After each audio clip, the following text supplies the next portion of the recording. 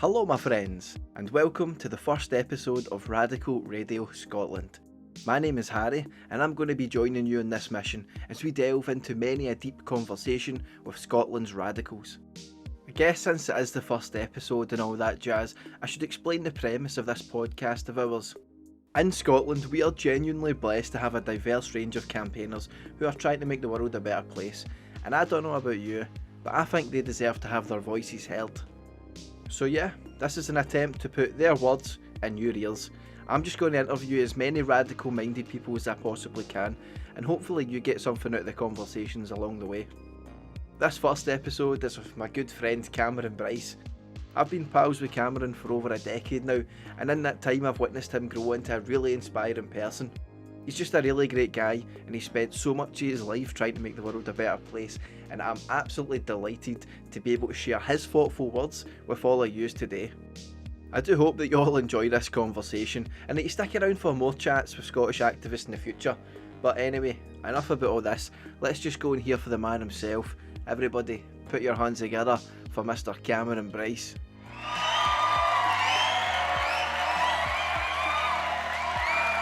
Thank you for agreeing to take time out of your busy schedule to do this, Mr. Bryce. You're very welcome. Anything for you. Thank you. I appreciate that. So, yeah, your political journey. It's not really been tumultuous. It's been kind of steady in terms of your beliefs. They've not been really as wild as a lot of people's ours.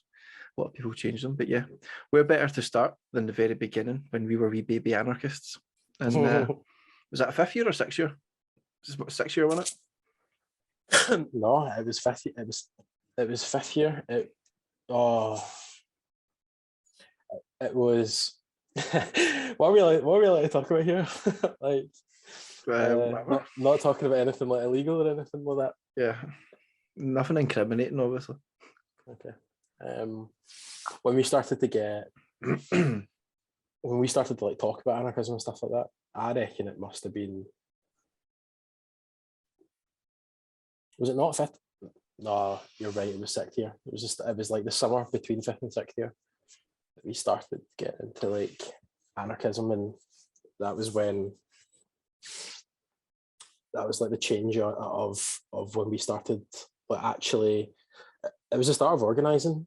Do you know what I mean?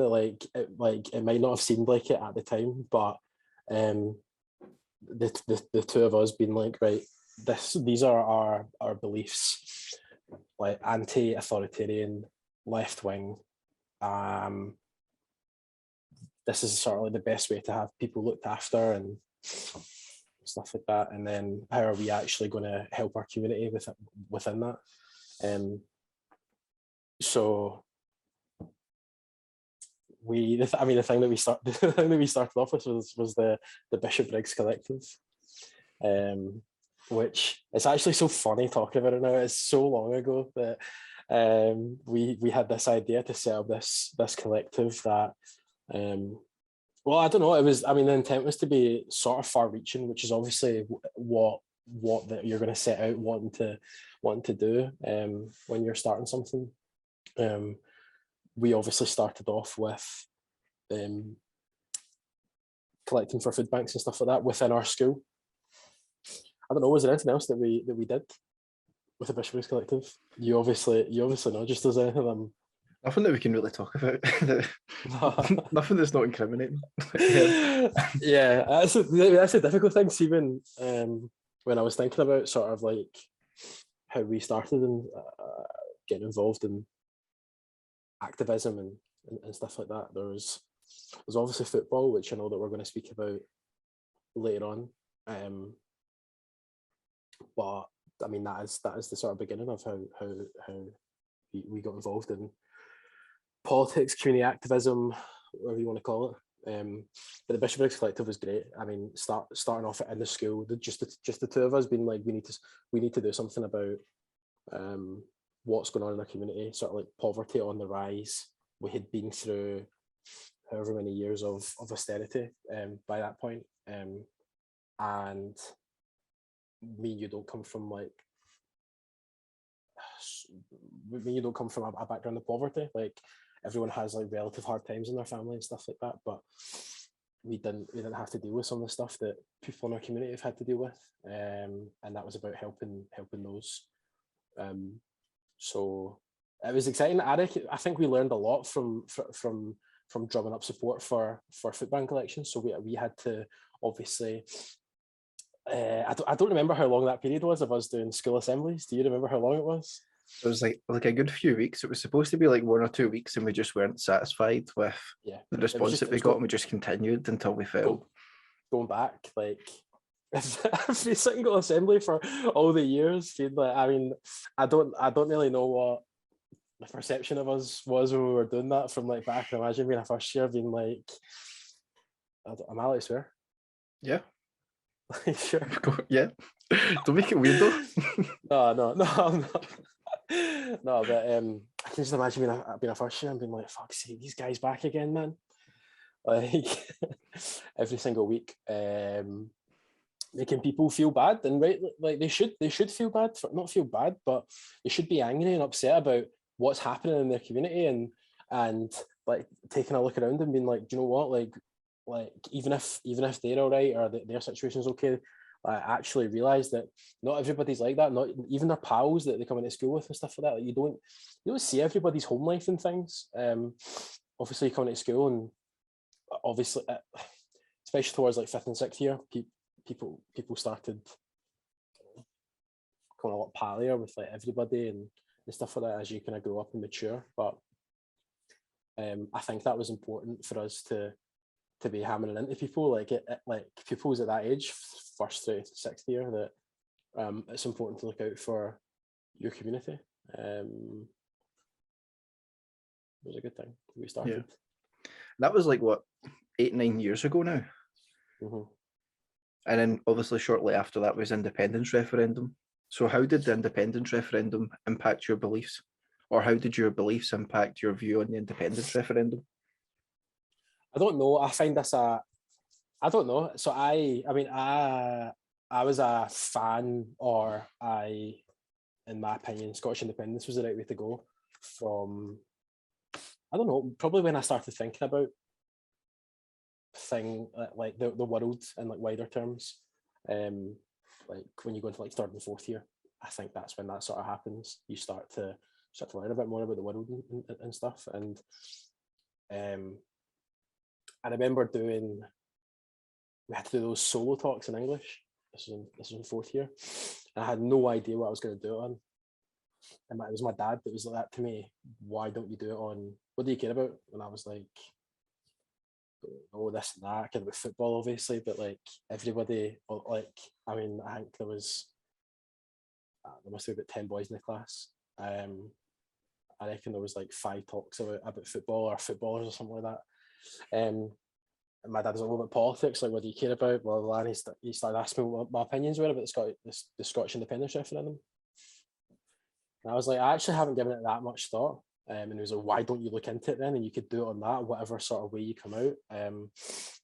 And it was like eye-opening. Like you obviously like you have this sense of like Scotland and that like nationalism that you get from, I don't know, watching or reading stuff like even like Braveheart comes out and that gets like peddled whenever they're trying to draw up nationalism and stuff like that. That's different to what I was feeling when I started to look into like how Scotland ended up in the situation that we're in just now, where we're like kind of under the thumb of Westminster, and how that happened and why that happened. And it had nothing to do with the people of Scotland. It was the people at the top that led us here, and it's the exact same thing, but it just looks a bit different.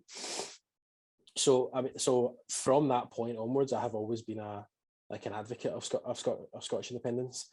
To an extent, obviously, it wasn't as I wasn't as intensely passionate about it as I was when like myself and you started getting involved in more radical politics, and we actually started to look at how things should get broken down and how power should be dismantled, and how an independent Scotland would actually be a good start to that. and at least an opportunity for something different, and for us to be able to build something. So when we were looking at having like the chance to break away from the United Kingdom, that just sort of deepens that, like, this could be our one and only chance. I don't think it will be at all now, obviously, with the way the United Kingdom's gone and the post referendum years, but it did feel like that, especially the way that it felt like it had been so difficult to get to this point.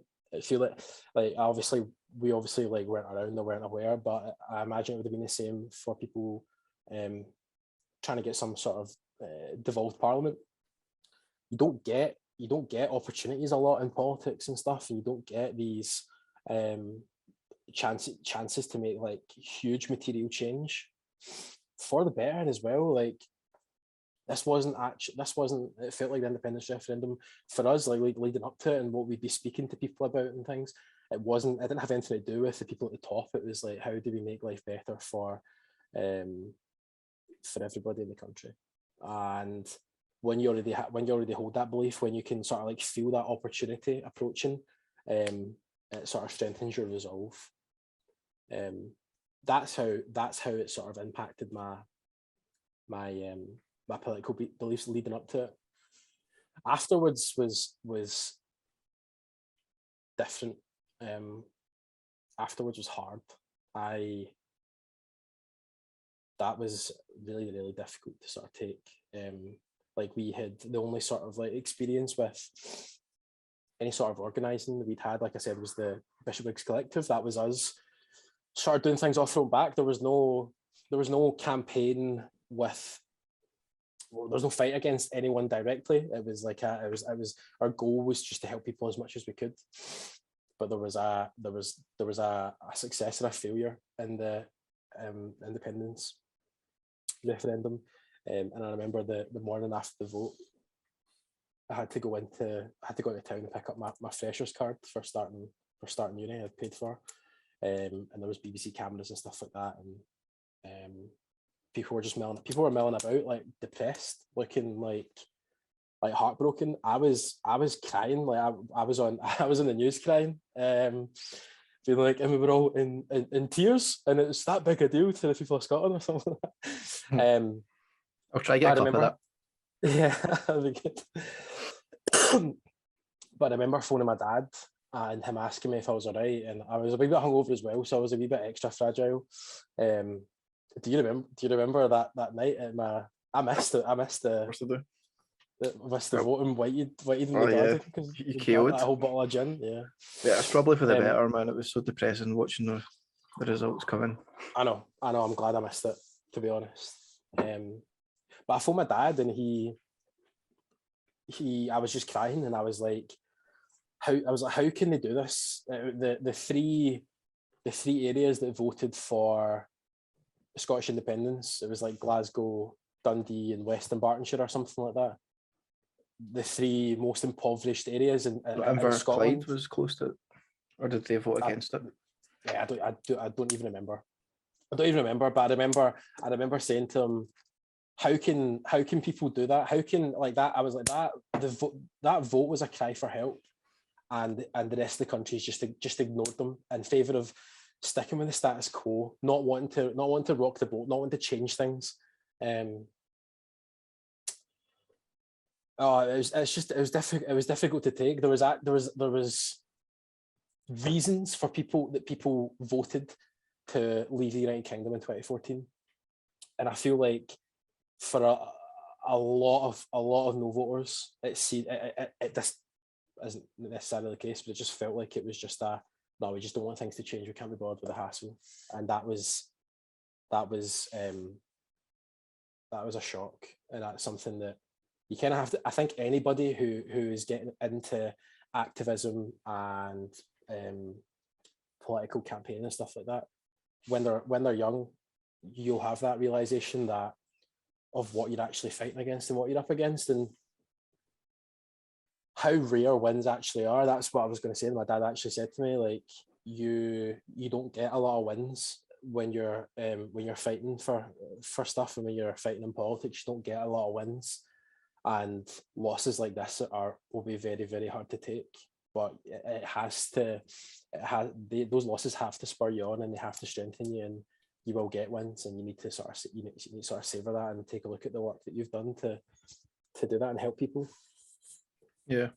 So what I'm getting from that was it was kind of like a class lens that you applied to independence that drove you to vote for it. You recognised that it was the kind of people at the top that created the union. Well, within Scotland anyway, it was like the nobility and so on. It wasn't so much a choice of the Scottish people, and obviously that carried on to where you kind of ended up thinking of voting for it or supporting independence through that class lens. Did that stay the same after independence as well? Did that kind of like, I know for me, it kind of just showed me like, I don't really believe in electoral politics whatsoever. And maybe referendums are like those kind of golden tickets to make a bigger statement than you can with voting for a government every 4 years. Well, that's it. I mean, we'll both know, and I'm sure people watching or listening or whatever will have that same sort of mindset that everything is to do with class, and the way that the populations and we are like manipulated and dictated. It's all to do with class, and I think stopping a lot of people from having that sort of class consciousness has been the right wing, the sort of conservatives, like greatest weapon. They've got people thinking that they'll have this like upward mobility that it's actually it's not realistic. But as long as people buy into that, then they won't rock the boat, and they won't sort of think, like, hold on a second, right, things could be done different. And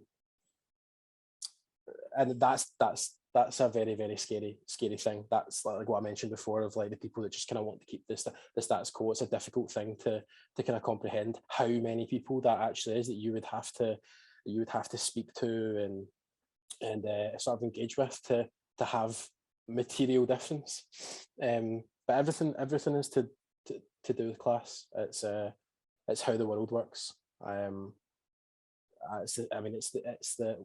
We have a unique perspective of it in Glasgow, with the sort of, how do I say this?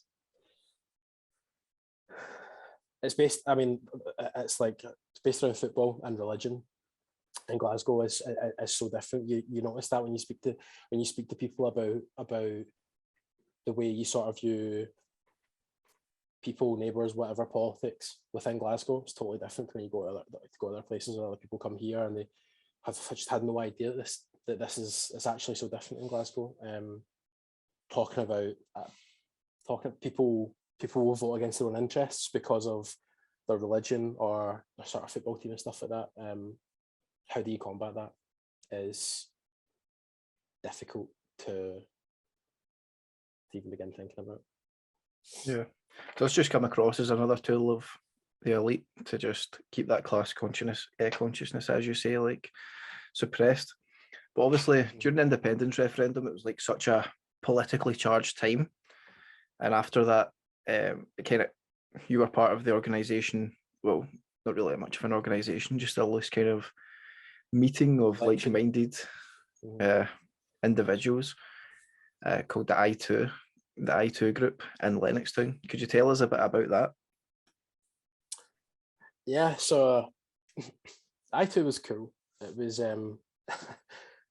it feels like it started as like a support group for people on that sort of the come down from, like I said before, like a devastating political loss. Like we were on the cusp of something huge, and it could have changed our country for the better.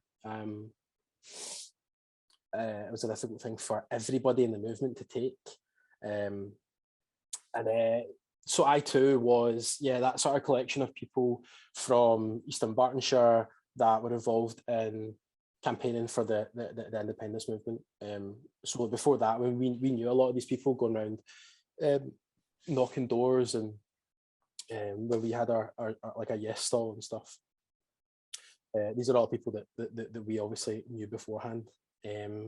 the I2 group was set up to to harness that political energy, because I mean I still have not experienced anything like that since, that buzz that sort of everybody had. Everybody wanted to be involved in something, and people had their own energy. I mean, see just now,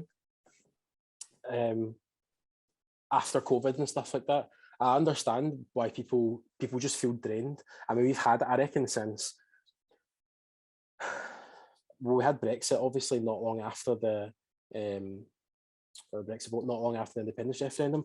It has been non-stop since then, and I understand why people are drained. But before that, it was never like that. And then we had so then going back to when we had to run up to the independence referendum. It was unbelievable. I'm guessing you had the same on the sort of the other side as well. People were politically engaged and actually willing to have those conversations and stuff, which is not the case now. There's a lot of people who just don't want to hear about it. And like I said, it's kind of understandable considering the last nearly a decade we've had. It's been very, very intense. Most people, I guess, don't want to have to make those or be thinking about those like huge sort of like globally impacting decisions and stuff like that. When everyone has like their own lives to be dealing with. But the I2 group harnessed that energy that we had, and it was a we're sort of moving as a collective in a direction that we all wanted to be a part of. But for so long, independence was like the only goal, and then once that was kind of like, right, well, that's on the back burner just now. It was okay. Well, now how are we going to organize ourselves and deal with the sort of different factions within the independence campaign that were passionate about certain sort of projects, I guess. So we split off into groups. I actually cannot remember what the other groups were. Stuff like media. So like people were setting up pro-independence media, organisations, and I can't really remember all of them either, to be fair. No, like there was a few different things that people had said like this is what I'm interested in. This is the sort of route I want to go down, campaign and activism wise. And you had support from the other groups and stuff like that, and you would meet and talk about what you are doing and how you're going to progress forward, and other people would pitch in with different ideas. And it's one of the best ways of organising that I've been a part of. Total support from everyone else. You could do what you wanted. It was just a really, really good sort of group to be involved in, and it led to us doing some really, really cool stuff. So I don't know if you were going to. I can't remember if you wanted to come on to it just now or not, but we obviously gravitated towards the anti-fracking group. There was plans drawn up for unconventional gas extraction in Eastern Bartonshire. There was a line running right through Bishopbriggs, which is obviously where we lived. And we were like, this is what we're gonna, this is our next fight, and what we're gonna do. And it went from the I2 group. We then went to the Bishopbriggs Community Council. They had, I'm guessing it was one of their meetings. I don't know if it was monthly at that point, if it was like maybe quarterly or just whenever they could meet. But we went along to it and brought up fracking and stuff, and kind of spoke about it. There was a couple people there. Donald was one of them, that was very, very interested in this, in the anti-fracking route.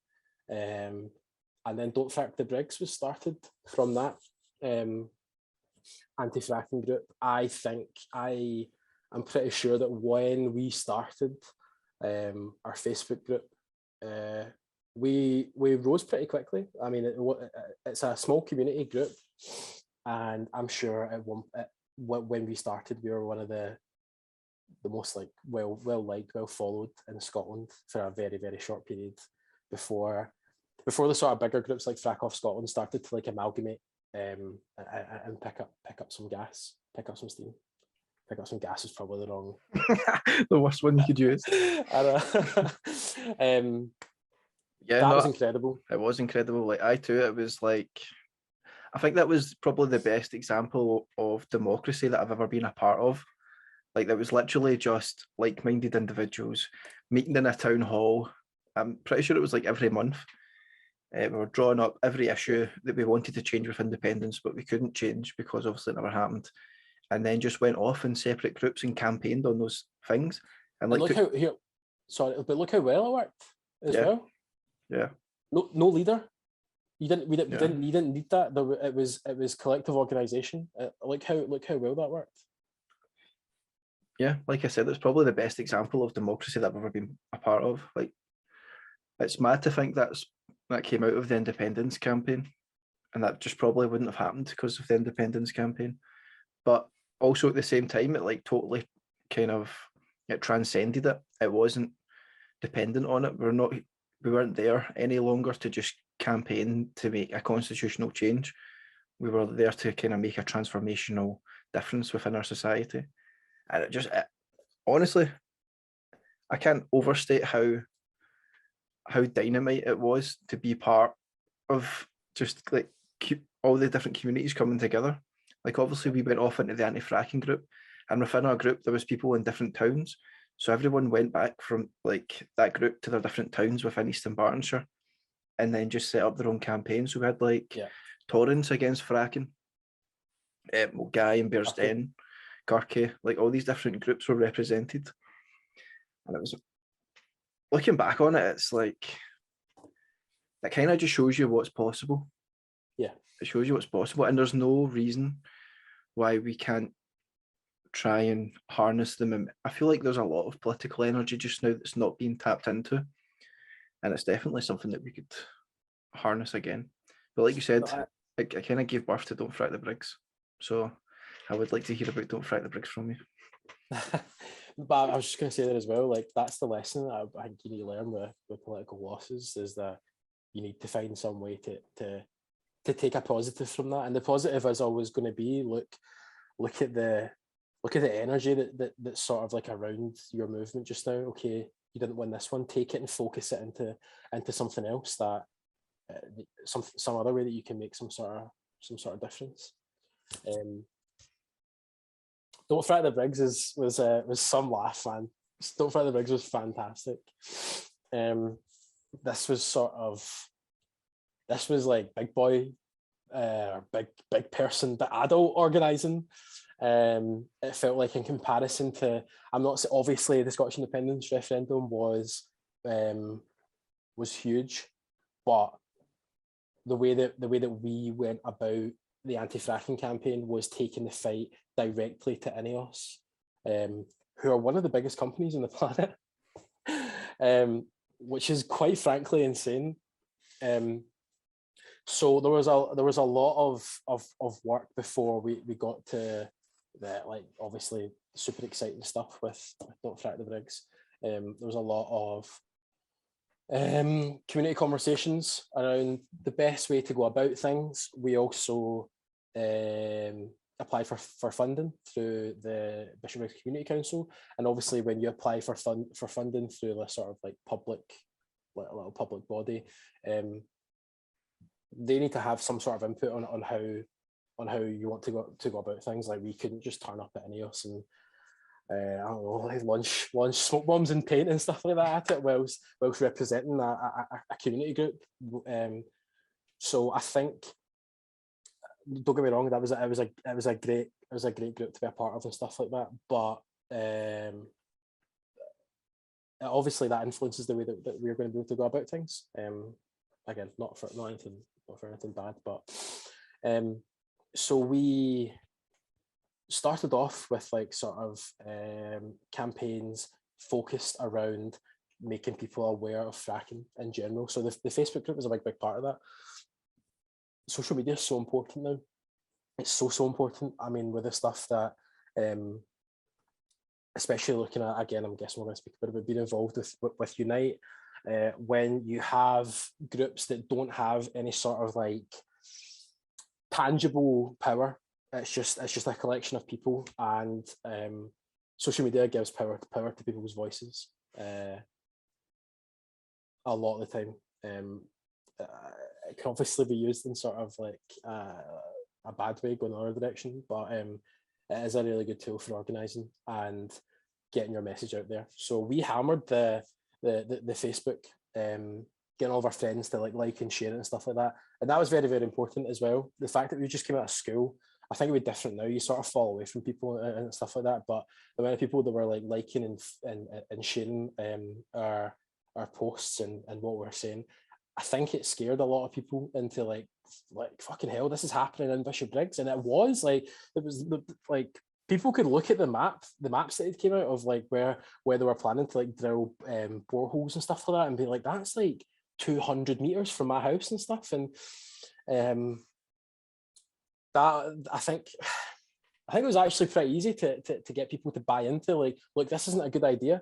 You see, people had already seen what had been happening down in like towns in Yorkshire and stuff like that. That, I mean, it'd obviously been tried to be covered up, but it was not difficult to find evidence like this is going to impact your life, and get people to buy into it. Not even from like a wider environmental point of view, from like a direct, this is actually going to impact you personally, and you need to help us fight this.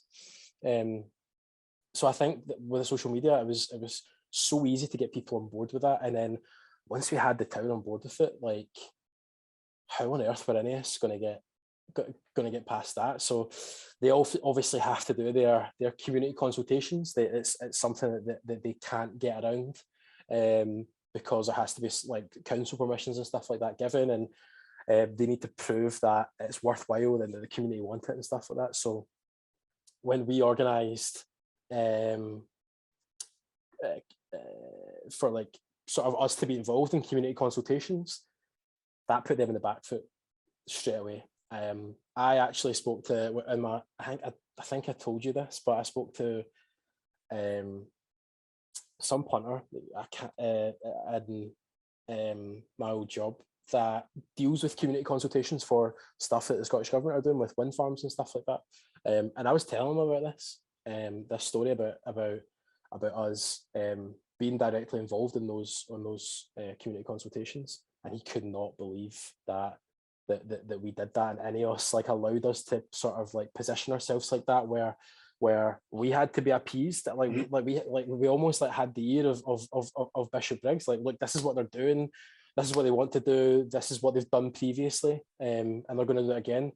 So organising those consultations and a sort of like question time format at Bishopbriggs Academy, invited the sort of Bishopbriggs public, or Eastern Bartonshire public, to come along and listen to it. They were on the back foot straight away. I think that's hands down the most successful sort of organisational like manipulation that of our positioning from our part, most successful that we've ever accomplished. So we had two sort of meetings. One of them was like that question time format. Patrick Harvey was there, right? Who else? There was councillor. I can't. The guy from Lancaster. Yeah, there was the councillor from Falkirk as well. Yeah, Maria. Mm-hmm. Yeah, she's brilliant. Obviously, she was like from right next to Grangemouth and stuff like that as well. So she was well versed with Ineos and what was going on, and she'd given like numerous BBC interviews. See, looking back, it's actually astounding, like how underprepared Ineos were for that. Like they just thought they could send a director into this public meeting. He was the director of operations. Yeah. For the UK, Tom Pickering. Yeah, you almost felt bad for him, man. Well, I know it was like he was a big name. He'd flown in from Switzerland to come to this meeting in our school, and he was absolutely hammered. We didn't stand for it. The people that turned up didn't stand for it, because it was very, very clearly, I mean, that chat talking about, we'll give this much money to the Eastern Bartonshire Council, and we'll do this, do that.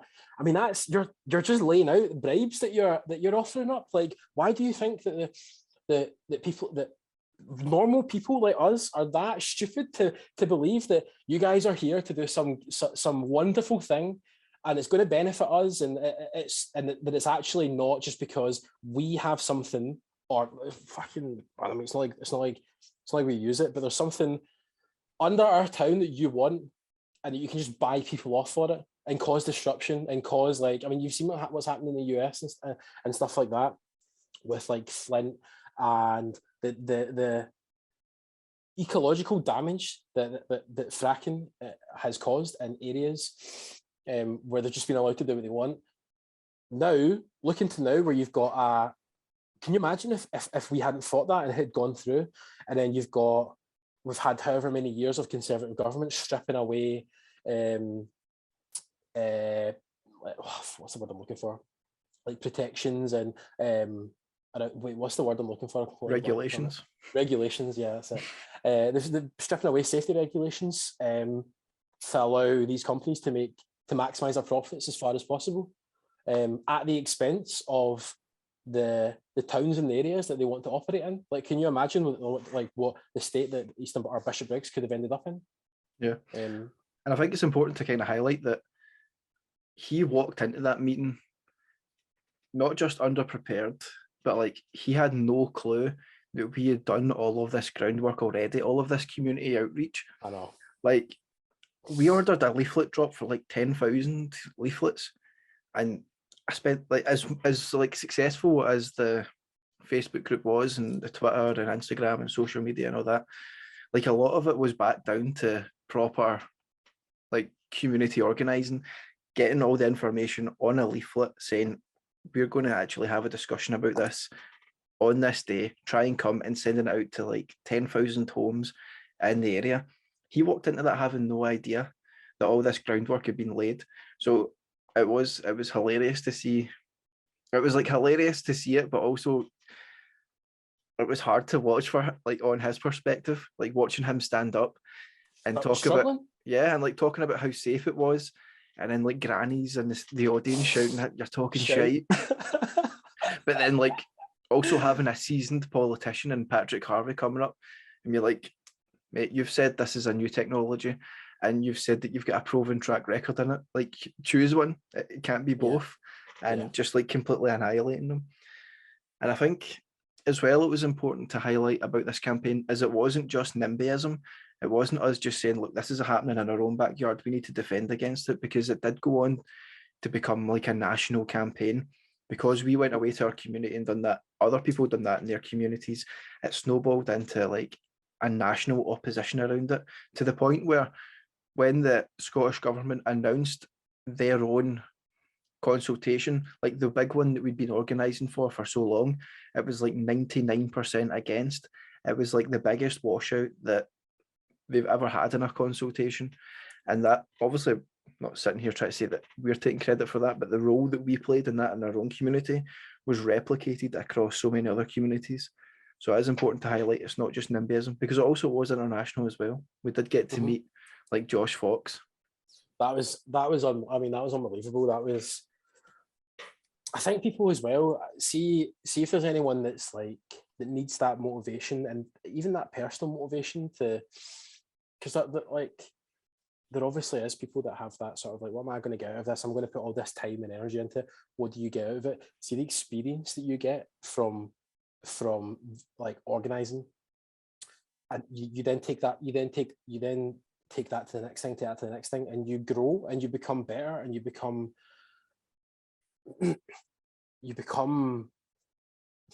you're able to deal with a lot. You're able to deal with a lot more sort of situations, not just in organising, but in like life in general. It's sort of being a part of that foundation. So like that foundational level of organising in Bishopbriggs, and then growing to Eastern Bartonshire against unconventional gas extraction, and then Glasgow groups, and then Scottish groups, and then UK-wide groups. And then you get to the point where like you've been involved in this process from the start. And then you get to the point where you are getting to meet like Josh Fox, director of Gaslands, which was like, obviously, it's like when you're getting into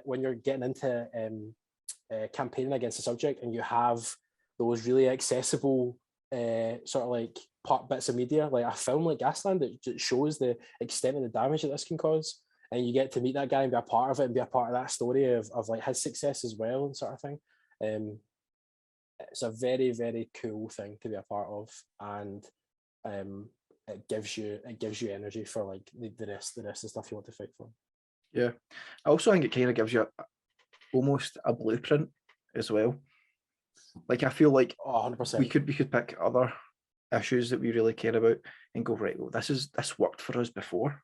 Yeah, well, that's the thing. See, like what you said there about what we were talking about, sort of building up to Tom Pickering coming to us and having no idea. The work that was put in to get to that point was so important, and I think that's a big issue for groups that I've been involved in, where you have people who want to be leaders of this group and they don't have the experience of doing that. They don't have the experience of actually building from the very bottom before you sort of strike, if you will, before you kind of have that culmination of like everything that you've been working towards. They just want to go straight to, no, we should be attacking or going after or pulling up these like politicians or whatever, or we should be getting our point across now. And you need to put in that groundwork or that foundation work, because can you imagine if we hadn't done that and we contacted like the school, we want to have this consultation, we've got like all these politicians coming and stuff like that, and then put the invite out on like Facebook or on leaflets and stuff like that, we would not have had the same engagement. We would not have had the same success if you hadn't put that work in. And I think people think that it's great to go and stand in their soapbox and stuff like that. That's not organising. That's playing politics. That's been sort of being like, don't get me wrong, they might be saying the right things. They might have their heart in the right place, and they might want to do the right thing. But see, genuine, direct, collective action, you need to build from the ground up. Yeah, definitely. And then going on from that, so I would say another example of where you're involved in this kind of community organising just now is with Unite Hospitality. So how did you become involved in trade unionism and Unite Hospitality? This is a good story. That's a good story. So I've been a member of Unite since 2018.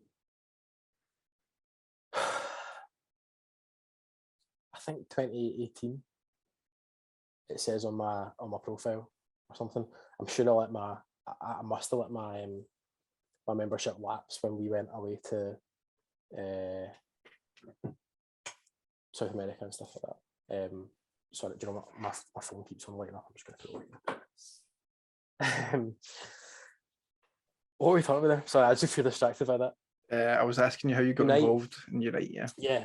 So I've been a member since 2018. Blah blah blah. When we first, I say we because it was the people that I worked with at West Brewery. We first actually started to pursue a like union involvement and stuff like that. West wasn't a good place to work, and I know that it still isn't a good place to work. The vast majority of the problems stem from the owner.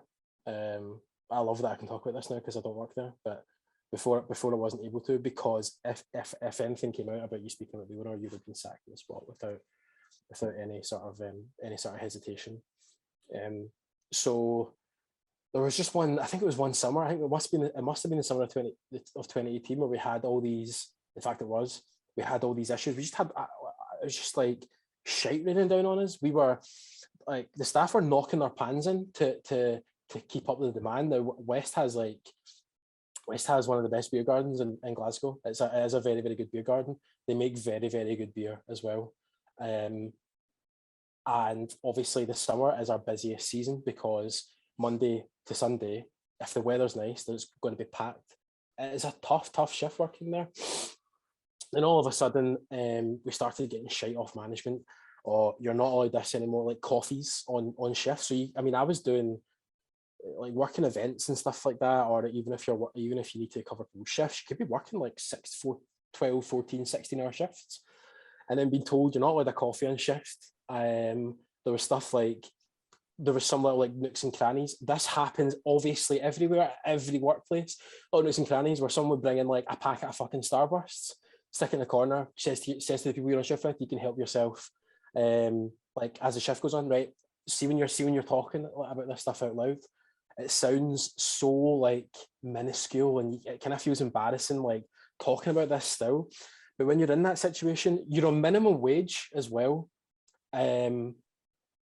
No staff meals. You need to pay for your staff meals, like even if you're doing like mental shifts and stuff like that, which again, like I feel like if that should be something that as a standard, if you're doing a shift like that and you work in a hospitality, a venue with a kitchen, there should be at least something. So that was the thing. There was soup that was always free to staff. I mean, it's literally made with the shite that they're going to throw away. And they cook it and blend it, and then they'll like water it down, or they'll like mix two soups together and stuff like that, just keep it going for longer and stuff like that. Cost pennies to make.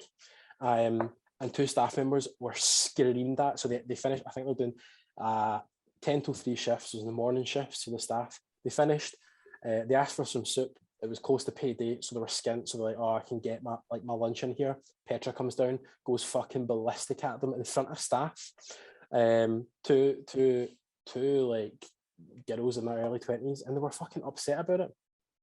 So we had me, as in myself and Fraser, who's currently my flatmate, were like, we need to organise here. We need to speak to the staff. We need to speak to management, tell them we're not happy. So we tried to do that first. We asked for a staff meeting, and then secretly we had we asked for a staff meeting with management, and then secretly we got the staff that we knew that we could trust to meet in one of our friends' flats, and we sat and we laid everything out, every issue that we had, every issue we had with management, times where they contradicted themselves, sort of comparisons to when staff members started and what they had now, things that we'd had stripped away from us. Which, see, to be honest, see when you're on minimum wage, those little tiny perks are included in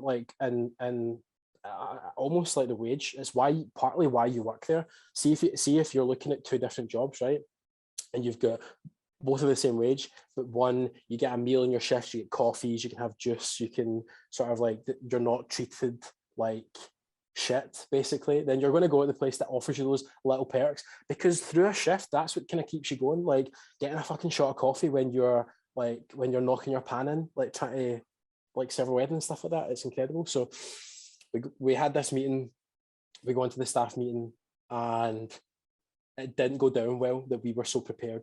It went, they got so defensive, the managers, and they kind of doubled down on everything. You aren't getting this, you aren't getting that.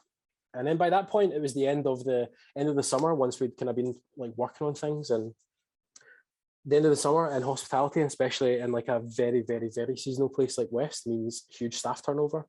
It's why it's so difficult to organise in hospitality, because everywhere's shit, but a lot of people are like, go into somewhere, they'll work for a season, things will start to die down, hours get cut, and you're like, that, right, I need to get out of here. I was one of those people. I mean, I left to go to South America, but things didn't get any better at all. Fast forward like 7 months, I had come back from Australia. At that point, I needed a job very quickly because I was obviously skint. And I went back to West because I knew, I mean, I feel like I had a good relationship with a couple of the managers that worked in there. And a lot of my friends still worked there as well, obviously. So I went back, got my job back. Things hadn't got better. Then there was a conversation again with me and Fraser. We should look to organise again. And then one of our friends was sacked on the spot for a very, very silly argument. He wasn't on shift.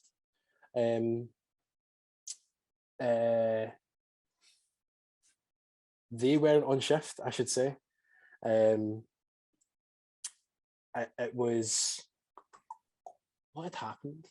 There was some silly argument about someone, a couple of people coming to the tips, daft argument, and they got sacked. So that was like a catalyst. Like, we need to organise here. We need to go and speak to a union. So the first union that we went to speak to was GMB. I think Fraser organised this meeting. We went and spoke to one of the organisers and with a couple of our pals, and it was shocking. It was basically like, yeah, we can't like, you're not like an organised workplace. We're not going to touch this. We don't really deal with hospitality anyway. You can join the union, blah blah blah, but yeah, there was like no support offered. It was fucking demoralising, mate. It was actually like, okay, it felt like a big step to turn to a union in hospitality. If anyone found out that we were trying to do that, they would have just sacked us. So it was kept very, very hush hush. At the time, I was living on Bell Street. Downstairs was the Unison offices. I went down one day to ask about like, who do we speak to about this? Who do we speak to about helping us set up a sort of union branch, or at least collectivize our workplace? Who will help us do that? Went down to the woman that worked in the section. She was like, no, we don't deal with hospitality. And then there was someone behind the screen in the background that was like, oh, wait, there's someone came around and spoke to me and was like, contact Unite Hospitality. I know someone that works there. He's called Brian Simpson, and he will like contact them. She was like, you can message them on Twitter. So that's what I did. So I messaged them on Twitter, and they got back to me and was like, okay, let's set up this meeting for you to come in. Where do you want to do it? Do you want to go to a coffee shop, or do you want to go come to Unite offices? And I was like, we can come to Unite offices. That seems like the easiest place to guarantee like some sort of meeting room. So we turned up, but he was like swearing at me and stuff like that. Not at me. It was like, oh, I suppose we can stay here at the coffee shop. But and I was like, it was like very, very different. See, when we met the GMB guy, he was very, very like door face, straightforward. Like, it was like a business meeting almost. It kind of felt like, and I was like, what is this all about? We turned up. It was me, Fraser, Amy, Ewan, I think Ellen might have came. A good few of us that were wanting to kind of pursue this. Went to the meeting. Told the guy at the section we had to speak to Brian, and the guy was like, oh, he doesn't have a phone, but I'll phone up and ask if he's like milling about the office. And I was like, fuck's sake, man, who is this guy? Like, he's actually going to help us? Like, and he came down, and I mean, as soon as he came down, he was like, I mean, you've met him. He's such a sound guy, and we sat down. We spoke. I reckon we spoke for about an hour in the meeting, and it was exactly what we needed. We needed to feel like he was like, that shouldn't be happening. That shouldn't be happening. That shouldn't be happening. And it was like, it was like an information gathering, like on like what our situation actually was and how he could help. And the way that he helped was by like empowering us to sort of like have the confidence to go and speak to members of staff that we wouldn't be like, that weren't that sort of like immediate close group that we knew were definitely on board with us. He was always there to speak to whenever we had any worries or issues or just any sort of problems. It was like, you cannot underestimate the power that Brian has in Unite Hospitality for recruitment and making people believe that unionising in hospitality is possible.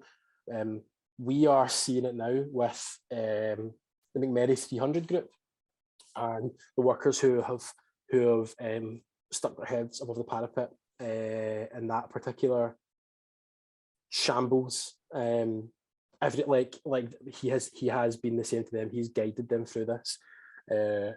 I don't think anyone that's had any sort of issues in hospitality in Scotland. He's the only organiser in hospitality for Scotland. I don't think anyone that sort of dealt with him and had him on your side would want anyone else there. So that's how I got involved, and that was 2019. So that was the summer before COVID. So that organising started with us drafting a collective grievance. We had like 19 people sign their names to it, which was like well over 50% of the staff. And I mean, even people who were like, there was a guy that was like a conservative and like an actual Thatcher lover, Thatcherite, and fucking got him signed up because it was like the collective grievance was like, this is not on. We need better conditions. We need better sort of like all this stuff that we've had stripped off of us for the last however many years have to come back. We want treated better. We want a better place to work, somewhere we're comfortable working. And he was like, yeah, that's fair enough. And then the same thing happened again. The staff left. And it was a fucking nightmare. So then we come into, for like following year, we come into COVID. Still trying to get things going, but obviously everything shuts down, and COVID brings like sort of problems of its own. Fucking hell, man! I've actually been speaking for so long about West, and this is now like most of the stuff. But there was fuck ups with furlough. There was no communication from West to staff on how much to be getting paid, how much they should be getting paid. And so me and Fraser are living together by this point. So we were like, okay, we're in the flat at all times. Let's sit down and organise here. So we had days sat in the flat where we'd go into the living room and it was set up like our office. And we would have like, right, what are we doing today? Like, okay, today we're getting staff signed up. Okay, today we're drafting this grievance that we're going to put forward once we have all these staff signed up, because we're signing people up to the grievance and also to the union as well. Our aim here was like collective recognition, and we were like, we're going to fucking get it. We've got everybody stuck in their house. Things are shit. We've got West who are refusing to tell us things. So, I mean, I was underpaid furlough by like 1,700 quid over 2 months or something like that. And West like doubled down on it. And I was like, no, yous have paid me wrong. These months were our like highest paid months. See, if it was like, well, we did get to the furlough over the winter months, like my furlough was cut way down to like the lowest it could go, like the 12-month average or something like that. But when it gets to the summer, I mean, I was earning like, I mean, 2 times, whatever, as much as you earn in winter per month. That's the difference in the amount of hours you get, and that's the money that everybody was due furlough. Not West's money, just they had to apply for it, and they didn't care. When we brought it up to him, Fraser brought it up to the GM, didn't care. I'm on furlough, it's not my issue. We later found out that she was doing work for West, but when it came to staff being like, oh, by the way, this is happening, it was like, no, I can't deal with that. I'm on furlough. I actually can't deal with that legally, or I'll be working. It was a fucking nonsense. So then that was kind of rumbling on, going back and forward with Petra, the grievances, back and forward between us emailing, Fraser emailing, Brian emailing. Do we want clarity over things, and we just want better communication? That was it. That was basically the only demand. We want better communication here, and they weren't having it. So during that summer was when the Black Lives Matter protests sort of kicked off in Glasgow. And there was, I actually don't know if I'm allowed to speak about this because, no, it's not me. Surely I can speak about it, right? Yeah, go for it. I don't know what you're talking about, but go for it. So this is Fraser's stuff. Now, okay. I obviously live with him. I worked at West with him. I know the tweet that went out, and I was there when the response came in, when he got the email from West. So what happened was there was a tweet put out by Fraser on a private account, on his private account. So I was just checking to see if he's in. On his private Twitter account, it was locked. He only had like 100 odd followers, something like that. I mean, it's not like it was like some sort of influencer with some massive platform for change. So there was the Black Lives Matter protest at Glasgow Green. Now, by this point, and I think it was June, sort of restrictions have been lifted to allow businesses to sell takeaway alcohol and stuff like that, which West was doing from their front garden. Now, whenever there's any sort of event on in Glasgow Green, West profits from it. It's right on the green. It's a big venue with a lot of space. And also this was during lockdown when people were like struggling to get out, or like been looking forward to getting out for so long. So I went to the protest. You were there as well. Passed by West, it was like passed by people walking up to it, queued out the door, and I'd passed by it on other days and stuff like that as well. Like during the week when there wasn't these protests happening, there was people there, but it was nowhere near as busy. West 100% took a turn in business from that protest. And Fraser's tweet was along the lines of it was about Brewdog or something, some other brewery commenting on Black Lives Matter, and that at that point there was businesses. Okay, you can look at it and be like, oh, this is just like the like greenwashing, the same thing as that. Like this is to attract people to their business, but it's still making an important point. Especially if you have staff that are like sort of whatever, like minorities and stuff like that, putting that message out just to be like, no, we support like whatever, blah blah blah. And they hadn't. Other breweries and the companies and businesses in Glasgow, most of them had some sort of statement or whatever. We support this. West didn't. That was Fraser's comment. It's funny how there's like silence from the brewery in Glasgow Green when they're making business from the Black Lives Matter protest, something like that, right? Next day, Fraser got an email that saying that he was to come in for a meeting, and he get sacked for it. And he never even mentioned them by name? No. So I could get into all the. We know what happened. We know we know how it got to. So it was Petra's decision. It got to Petra. It came out through the appeal process. Again, he was in the flat. Everything was over Zoom. I was here. I heard all this stuff. It wasn't Fraser tell me stuff. I was just around. We were locked inside together.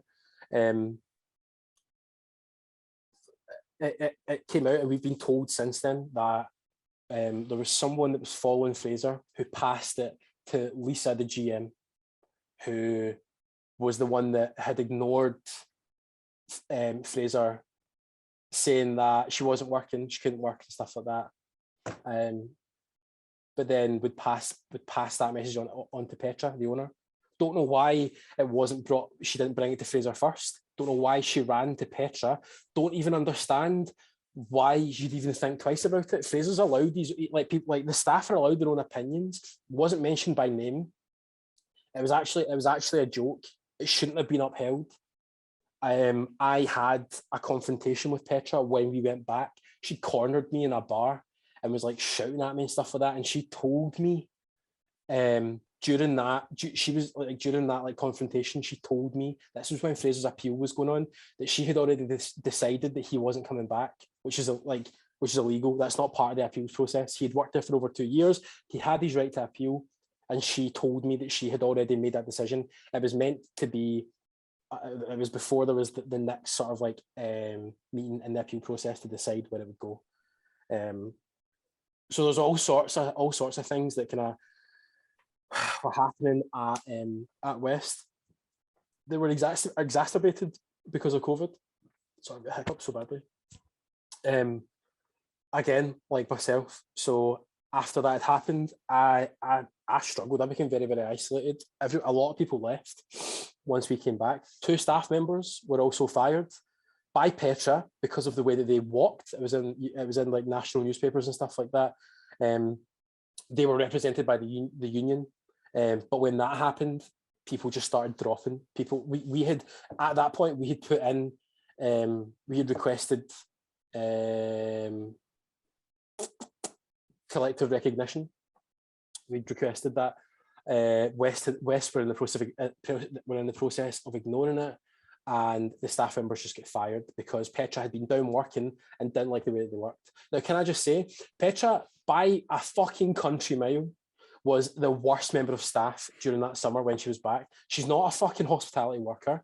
She was as slow as a week in the jail, and she'd be dictating and she'd be like, I'll do this, and she'd do it poorly, and she'd move on to another thing and just like leave. It was a nightmare. And for then her to turn around and sack two good members of staff. Like, there was a high standard at West of like, you were watched a lot at West. People would hover about you and make sure. So like, I know from like myself when I left, and other people when they've left, the sense of, I mean, I had like insane anxiety when I was at West, like panic attacks, being sick. It carried over into my personal life, to the extent where I hurt my back, and I get signed off for a wee while. But the anxiety of coming back to West in that situation was like too much. My doctor had to send me off because it was fucking awful. And I'm not the only person that's happened to. There's been multiple people that once they've left, it's just like a weight off their shoulders. It's a terrible, I don't know what it's like now, because Petra has since taken a step back, but it was a very, very, very toxic environment to work in. Not a nice place. And we get so close to getting that recognition. But once those two members of staff were fired, everybody left. It was after COVID as well. We weren't getting the hours. That's when I was off sick, so I was on like statutory sick pay. I wasn't there for a very long time. But then, I mean, still being in the background trying to organise the few sort of staff members we had left. We had like 6 staff members left. We went from like having like 40 front of house staff members, I should say, before COVID, having like 6. Trying to organise in that sort of environment was very, very difficult. But then after that, so that was maybe like October, talking about like we had some issues with the next furlough.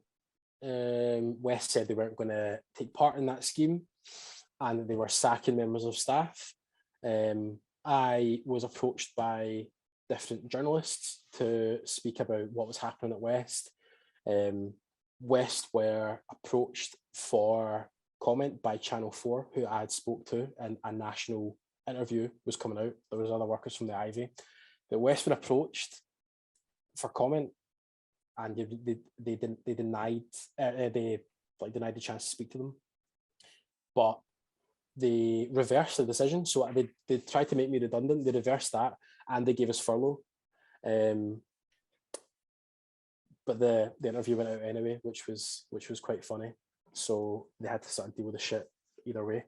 But then it was after that, the turn of the year, so going into 2021, that the opportunity to, the organisers were like, we need to re-establish Glasgow Hospitality Branch. A lot of work had been done in 2019 before COVID, and 2020, like West, like stuff with IHG and the Ivy and stuff like that all the way through COVID. A lot of work had been done by a lot of like newly empowered people to get involved in trade unionism. So I think a group of the organisers were like, okay, we need to start getting them to branch meetings and getting them to take up roles within the branch. So I took the role of branch secretary in January 2021, and it was good.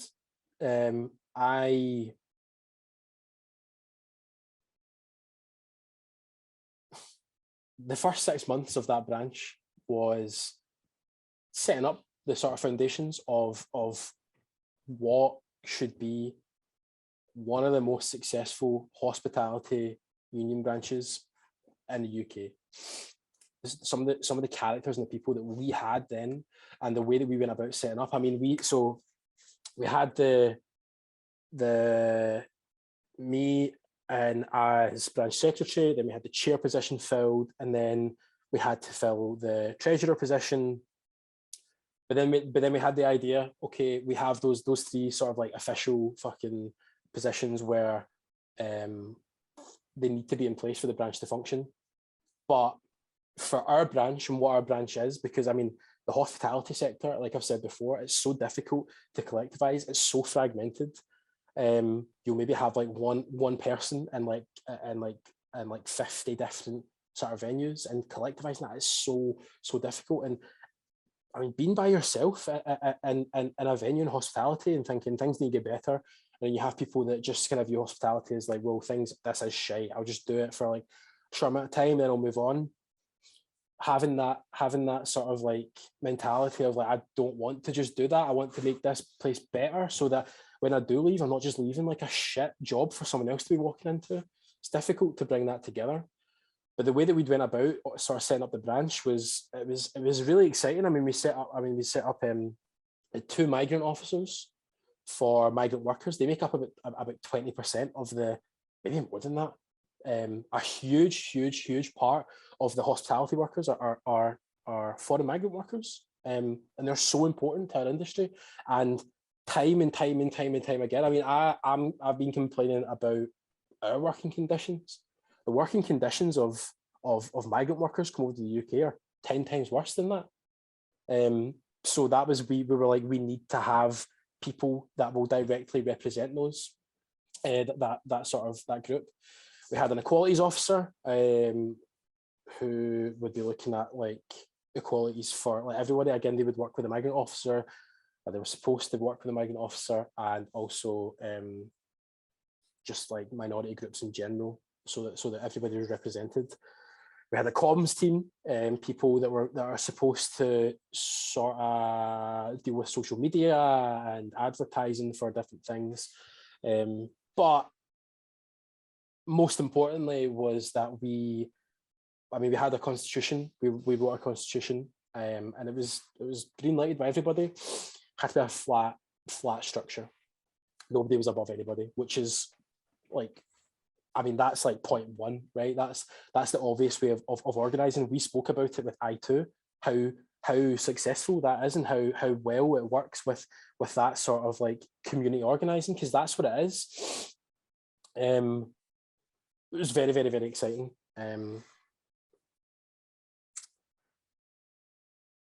That started what, in 2021?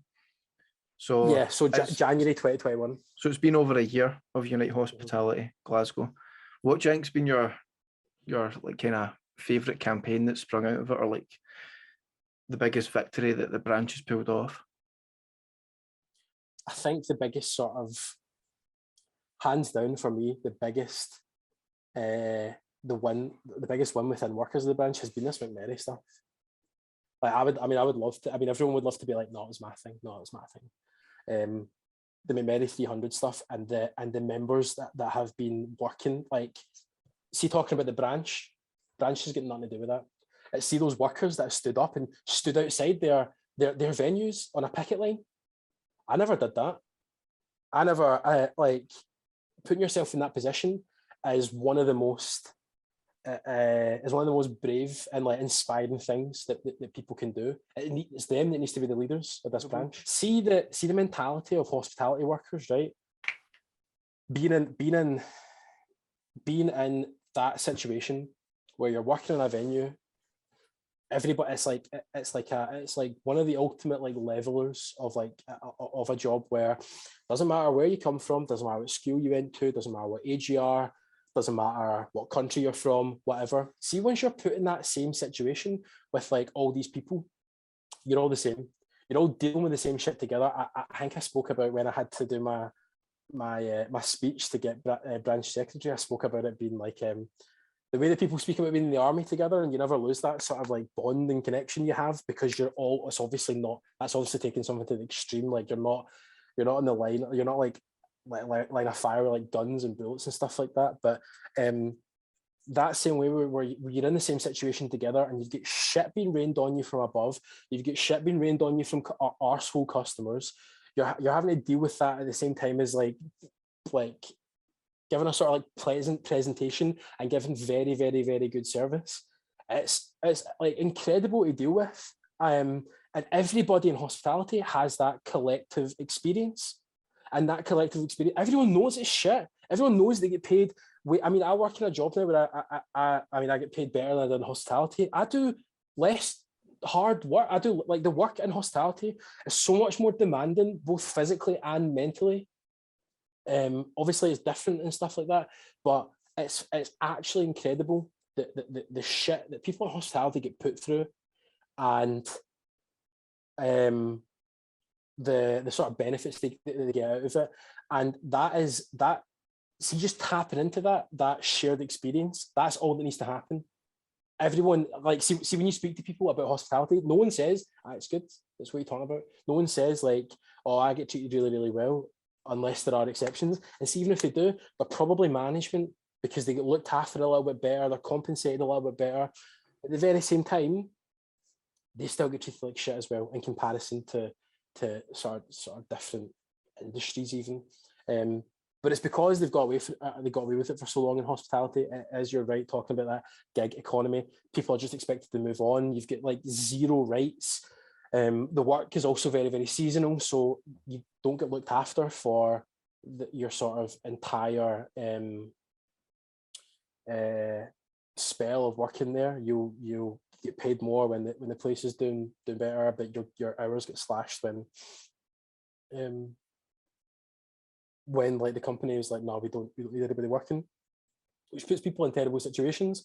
I always found it really, really frustrating when like we would, again, I keep on saying we were knocking our pan in, but like at West, super, super seasonal, very, very busy in summer, we would knock ourselves, like, it was unbelievable the amount that you'd work, especially working in like really, really, really warm, at a place with a brewery underneath you, terrible like conditions to work in, but you'd be like pressured to take extra hours, stay longer, like work later and stuff like that, and you'd be expected to do that. But then when it comes to the other end of the scale, when it's winter and West are like that, oh, we're not making as much money, it's like, right, well, your hours are getting cut and you can go, but I need more money to pay for my bills and my rent and for food and stuff like that.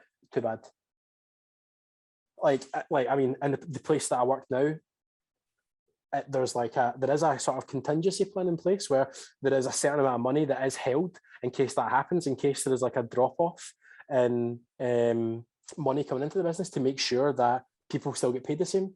Why is it the hospitality gets to get away with not having that in place? I mean, you're looking at all the McMurray stuff just now as well. They have been, it's all starting to come out that they've not been fucking paying into their pensions. And sick pay and stuff like that as well. They've been getting away with it for far too long, and that coupled with the huge capacity, like I mean, there's so many hospitality workers in Glasgow and in cities like Glasgow and Dundee and Edinburgh and stuff like that. There are so many, and if they collectivised, the power that they would have would be absolutely unbelievable. Things would get better. Once people realise that, things get better. I mean, you just need to look at workplaces where they do that. I mean, again, look at McMurray right now. As a collective staff, they've turned round and said, this isn't fucking on anymore.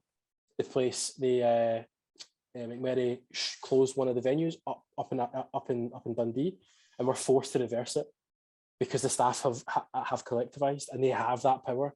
And then you have the power of a trade union as well helping you. Could you tell us a bit about the Campsie Rewilding Initiative? We've been speaking about, I mean, for two guys that are anybody that's been involved in like environmentalism, environmental campaigns, I mean, everybody knows about rewilding and the benefits to that. And then when, like, obviously we had been speaking about it, and you had been speaking about this idea of like we should set up like an organisation to rewild like areas like around us, and like community organising in our community. And then the Campsie Rewilding Initiative came up. And like you just been like, do you want to do this? And we've been like, of course I want to do this. This is like that, like combining stuff that we have obviously grown to care about in different ways. Like, we weren't super environmentally focused when we first started getting involved in politics and stuff like that. I mean, you did call me a tree hugging hippie. Yeah, but I mean, that wasn't. I get what you mean. I get what you mean. I know that was that ready culture. Me partaking in it right at the start. Yeah, we got past that very quickly. That was like right at the start, and also it's just funny to wind you up. Yeah. It works. But then, still hacking about it. Then over the last sort of like 4 or 5 years, I mean, we've both been like vegan for, I mean, it's 4 years for me. You were before, or at least vegetarian in some way. That kind of came about because of our like environmental beliefs and the impact that we have ourselves on the planet. So I mean, since Don't Frack the Briggs, we've obviously like progressed and matured in our beliefs and the way that we think that environmentalism or the environmental sort of can't think of the word I'm looking for, but like that sector of organising and campaigning and what direction that should go in. So the Campsie Rewilding is now our chance to take something in our own direction.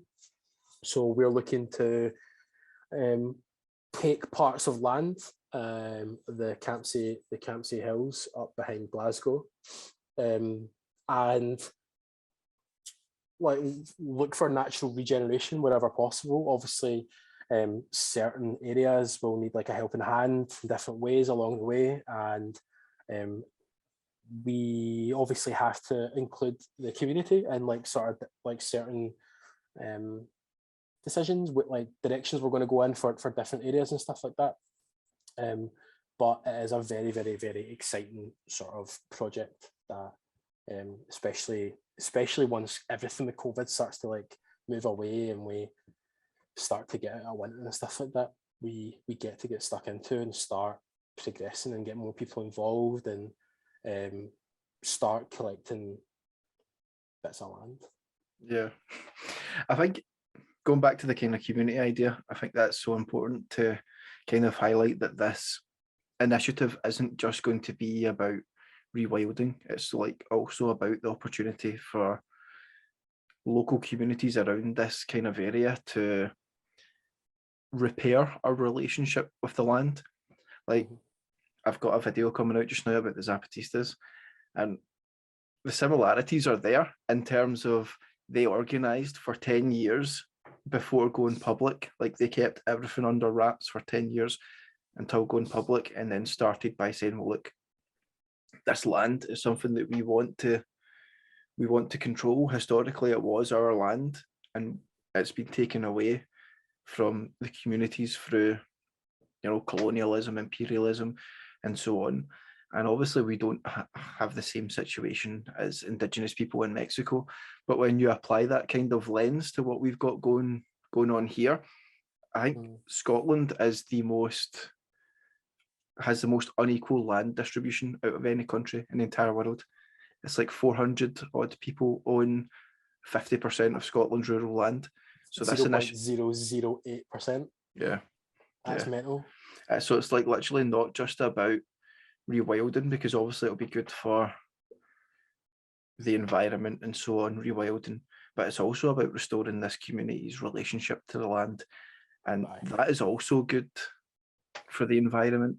If we're producing our own food, we're reducing all of the kind of the carbon miles and whatever come with it. So I think that'll be a dynamite initiative. I'm excited to take it in much more of a community-based way. See, that's the thing as well, and that's why I'm so excited for us to be doing it. We've got this experience of community organising and showing people this is what we should be doing. That like this way is better for us and better for everybody and everything else. And I think we'll be very successful. We've obviously got Struan working with us as well, who we also went to school with, and I'm very, very excited for stuff to start rolling with this again. Yeah, me too. Listen, this has been a dynamic conversation. Thank you so much. I really do appreciate it. And yeah, I hope that people find stuff of value in this conversation. Me too. And kind of realise the importance of community organising. Yeah, me too. Thank Is you there for having me as well. Is there anything else you want to add? The one thing that I was going to speak about that we didn't was how me and you both actually got into politics. But I understand if you don't want to go into that too much. We'll go into that later. That's a whole different conversation. It's a whole different conversation. But yeah, thank you. I appreciate it. Thank you very much for listening to me. Pleasure.